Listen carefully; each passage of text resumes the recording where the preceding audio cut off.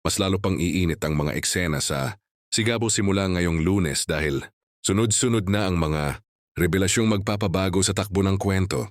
Unti-unti nang bumabalik ang masasakit na alaala ni Gabo na matagal niyang ibinaon sa limot. Kasabay nito, sisimulan na rin niya ang paghahanap sa pulis na pinaniniwalaan niyang may malaking kinalaman sa pagkawala ng kanyang ina. Dahil sa matinding paghahangad ng hustisya, determinado si Gabo na malaman ang buong katotohanan sa likod ng trahedyang sumira sa kanilang pamilya. Naniniwala siyang ang pagkawala ng kanyang ina ang naging dahilan kung bakit sila nalugmok sa matinding kahirapan at napuno ng galit ang kanyang puso. Ngunit habang papalapit siya sa katotohanan, isang mas nakakagulat na lihim ang kanyang matutuklasan. Ang revelasyong ito ay inaasahang lalo lamang magpapasiklab sa kanyang galit, si maaring turuyang magbago sa kanyang pagkatao at mga susunod niyang desisyon. Samantala, mabubunyag na rin ang tunay na dahilan kung bakit matinding galit ang ama ni Samantha sa kanya.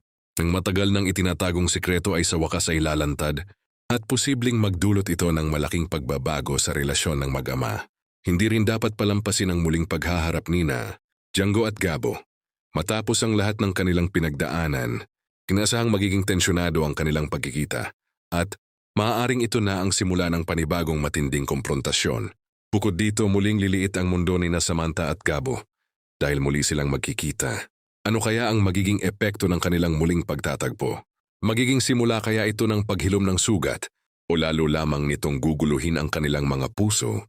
Abangan ang mga nakakagulat na pangyayari sa Sigabo simula ngayong Lunes.